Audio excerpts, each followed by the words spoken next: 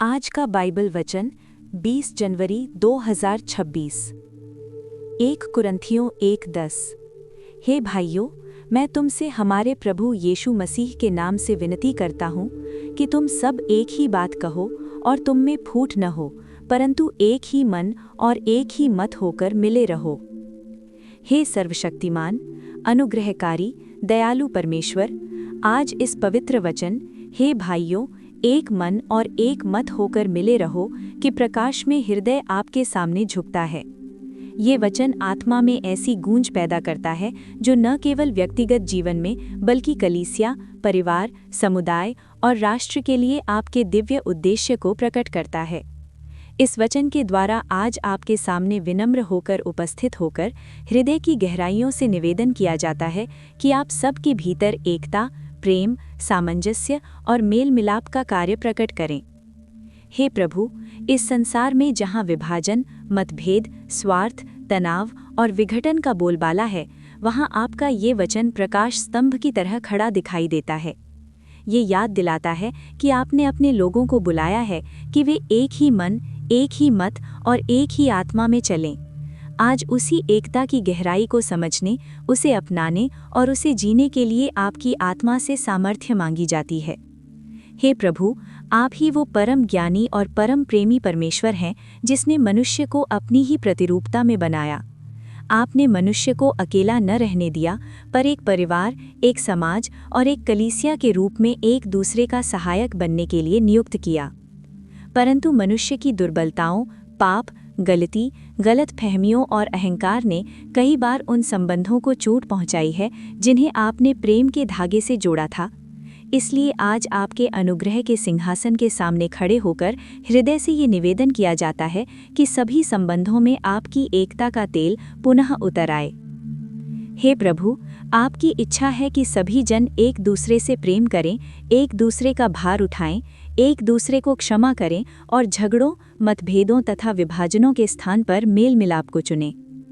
आज प्रार्थना की जाती है कि आपकी आत्मा हर उस क्षेत्र को छुए जहां विभाजन ने अपनी जगह बना ली है, चाहे वो परिवार में हो, विवाह में हो, मित्रों के बीच हो, कलीसिया में हो, समाज में हो, पड़ोस में हो या कार्यस्थल पर।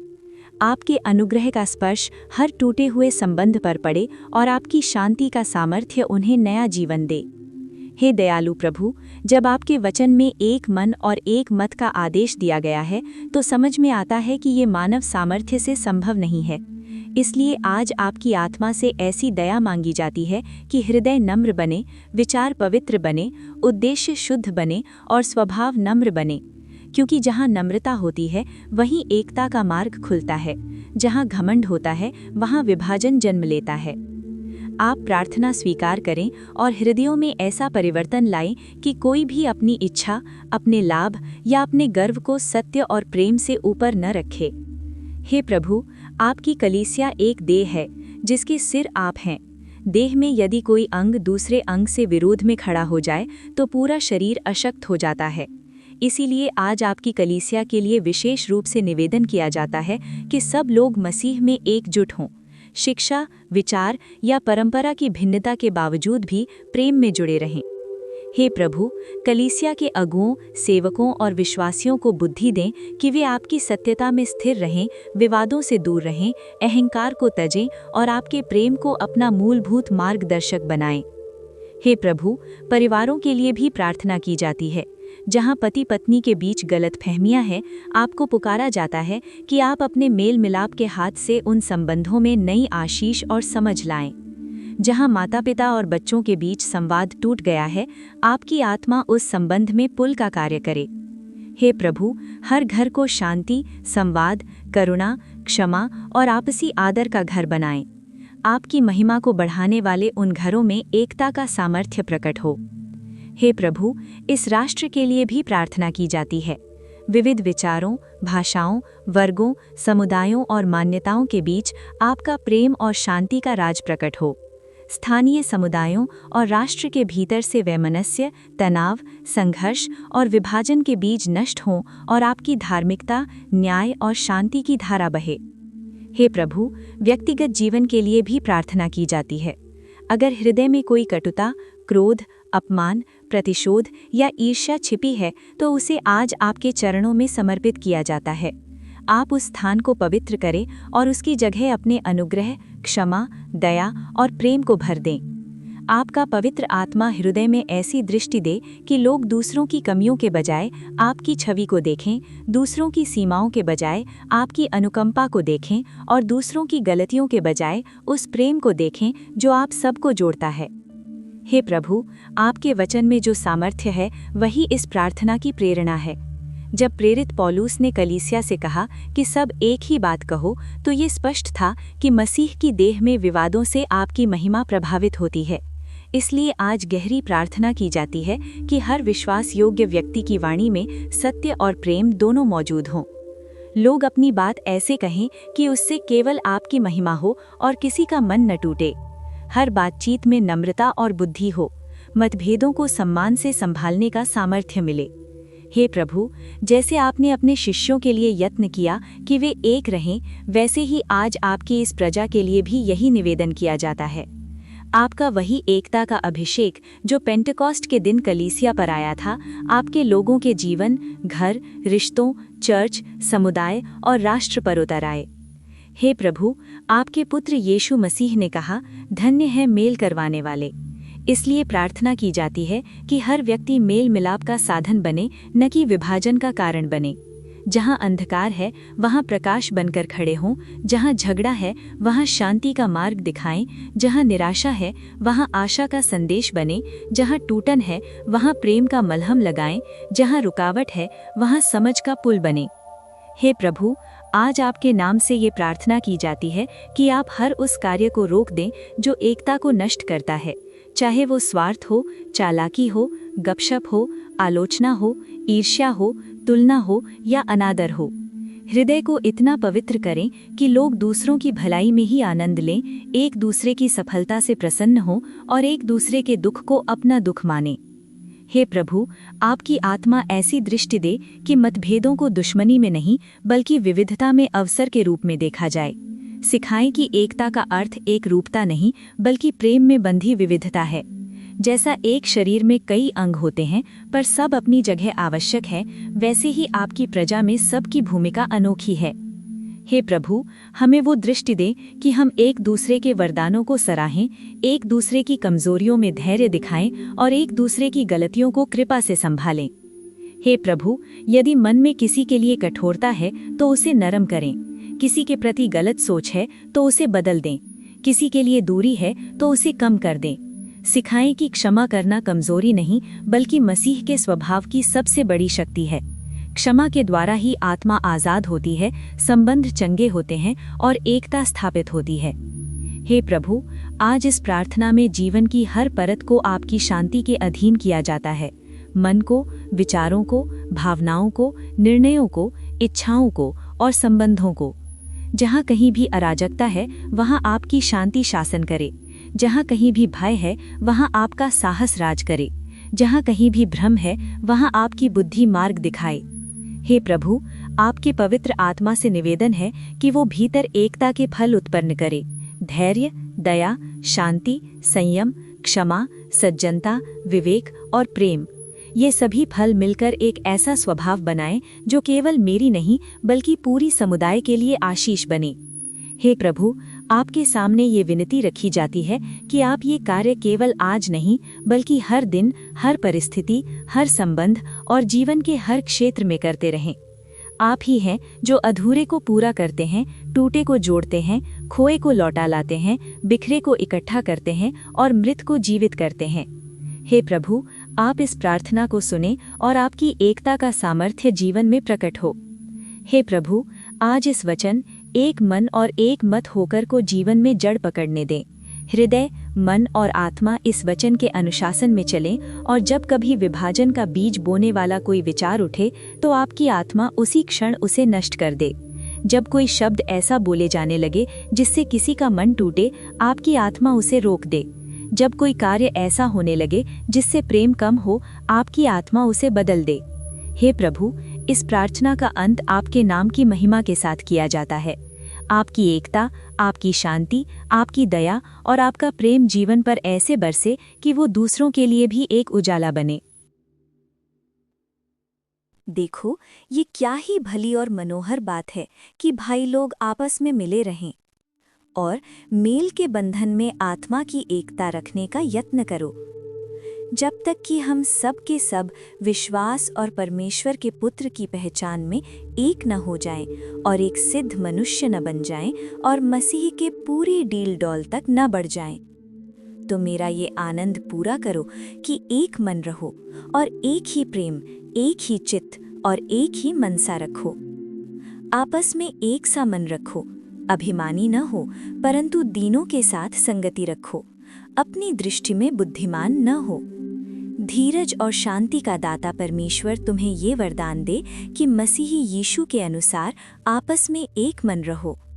इसलिए हम उन बातों में लगे रहें जिनसे मेल मिलाप और एक दूसरे का सुधार हो।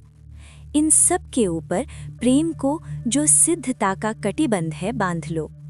अतः सबके सब एक मन और कृपामय और भाईचारे की प्रीति रखने वाले और करुणामय और नम्र बनो, कि वे सब एक हों।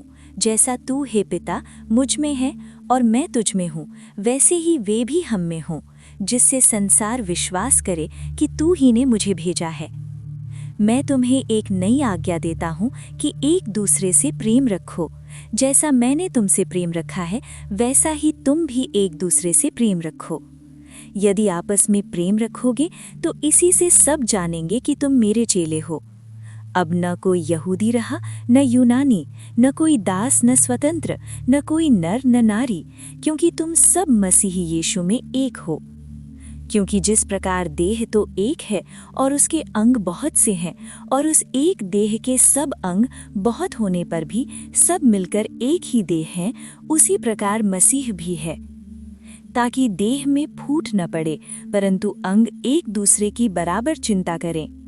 क्योंकि वही हमारा मेल है जिसने दोनों को एक कर लिया और अलग करने वाली दीवार को, जो बीच में थी, ढा दिया।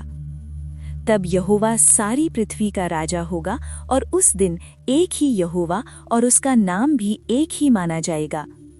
जब लोगों ने मुझसे कहा, आओ हम यहोवा के भवन को चलें, तब मैं आनंदित हुआ।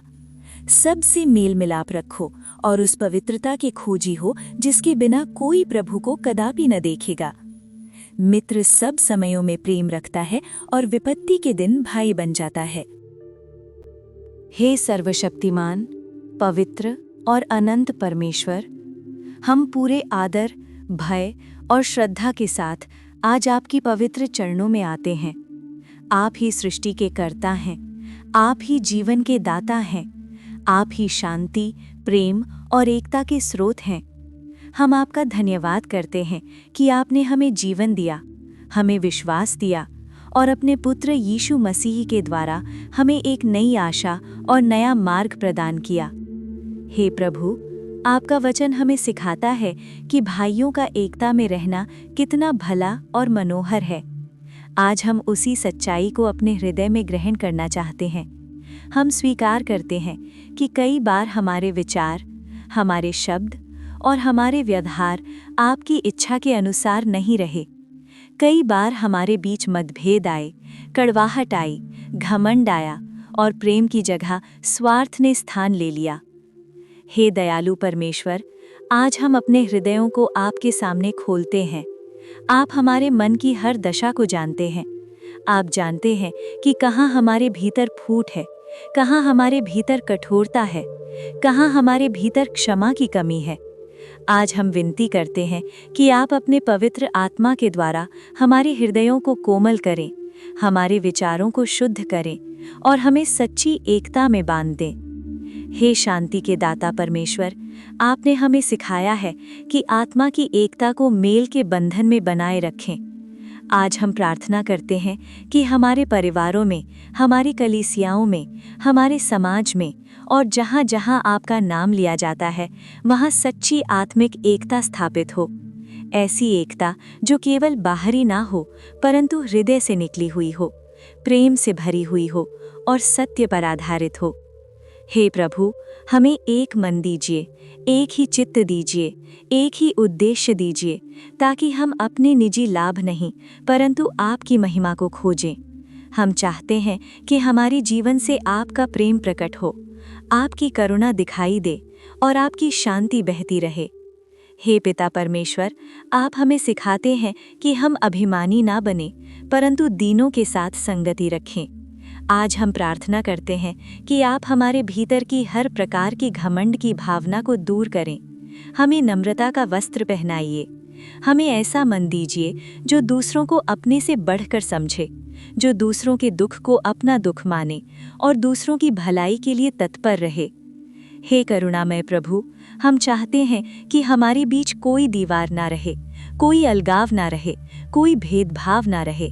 जैसा आपने अपने पुत्र के द्वारा हर विभाजन की दीवार को ढा दिया, वैसे ही हमारे हृदयों में भी हर प्रकार की दूरी को समाप्त कर दीजिए। हमें ये स्मरण कराइए कि हम सब मसीह यीशु में एक हैं। हे प्रभु, हमें ये अनुग्रह दीजिए कि हम मेल मिलाप की बातों के पीछे चलें। हम ऐसे लोग बने जो झगड़ा नहीं परंतु शांति फैलाएं, जो आलोचना नहीं परंतु निर्माण करें, जो तोड़े नहीं बल्कि जोड़ें। जहाँ कड़वे शब्द बोले गए हों, वहाँ मीठे और जीवन देने वाले शब्द आने दें। जहाँ मनों में चोट पहुँची हो, वहाँ चंगाई बहने दें। जहाँ रिश्ते टूटने की कगार पर हों, वहाँ आपका प्रेम उन्हें फिर से बांध दे। हे प्रेम के स्रोत परमेश्वर, आपका वचन कहता है कि प्रेम सिद्धता का कटिबंध है। आज हम प्रार्थना करते हैं कि आपका प्रेम हमारे जीवन का आधार बने। ऐसा प्रेम जो स्वार्थ नहीं खोजता, जो शीघ्र क्रोधित नहीं होता, जो बुराई का लेखा नहीं रखता, जो सब कुछ सह लेता है और सब कुछ सहन करता है। हे प्रभु, हमें ऐसा हृदय दीजिए जो करुणामय हो, दया से भरा हो और क्षमा करने में तत्पर हो। हमें ऐसा जीवन दीजिए जो केवल वचनों में नहीं बल्कि कर्मों में भी आपके प्रेम को प्रकट करे। हे पिता, हम चाहते हैं कि संसार हमें देखकर ये पहचान सके कि हम आपके पुत्र यीशु मसीह के चेले हैं। हमारी पहचान हमारे पद से नहीं, हमारे ज्ञान से नहीं, हमारी उपलब्धियों से नहीं, परंतु हमारे आपसी प्रेम से हो। हमारा जीवन एक जीवित गवाही बने कि आपने अपने पुत्र को संसार के उद्धार के लिए भेजा। हे प्रभु, हमें सिखाइए कि हम एक देह के अंग हैं। कोई अंग छोटा नहीं, कोई अंग तुच्छ नहीं और कोई अंग अकेला नहीं। हमें एक दूसरे की चिंता करना सिखाइए। हमें एक दूसरे के बोझ उठाना सिखाइए। हमें एक दूसरे के लिए प्रार्थना करना सिखाइए। जहाँ कोई दुर्बल हो, वहाँ उसे सहारा देने वाला मन हमें दीजिए। जहाँ कोई दुखी हो, वहाँ उसके साथ रोने वाला हृदय हमें दीजिए। जहाँ कोई गिर गया हो, वहाँ उसे उठाने वाले हाथ हमें दीजिए। हे प्रभु, हमें ऐसा बना दीजिए कि हम हर समय मेल मिलाप रखने वाले हों। हम पवित्रता की खोजी हों। हम अपने जीवन से आपकी पवित्रता को प्रकट करें। हम ये जानें कि आपको देखने का मार्ग शांति और पवित्रता से होकर जाता है। हे परमेश्वर, हमें सच्चे मित्र और सच्चे भाई बनने की कृपा दीजिए। ऐसा प्रेम जो हर समय बना रहे और संकट के समय और भी गहरा हो जाए। हमें ऐसा समुदाय बना दीजिए जहाँ कोई अकेला ना रहे, जहाँ हर व्यक्ति को अपनापन मिले और जहाँ आपका नाम महिमा पाए। हे पिता परमेश्वर, आज हम अपने आप को पूरी तरह आपके हाथों में सौंप देते हैं। हम चाहते हैं कि हमारा हर विचार, हमारा हर निर्णय और हमारा हर कदम आपकी इच्छा के अनुसार हो।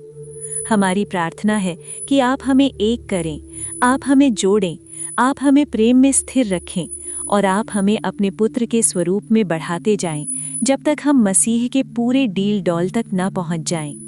हम ये सब प्रार्थना अपने प्रभु और उद्धारकर्ता यीशु मसीह के पवित्र नाम में करते हैं। आमीन।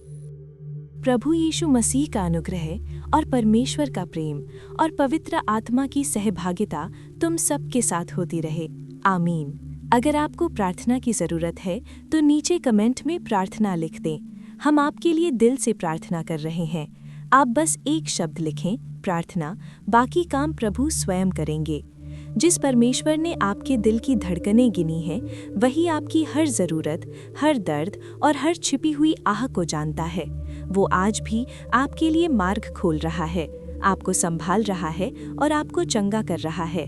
आप अकेले नहीं हैं, परमेश्वर आपके साथ हैं।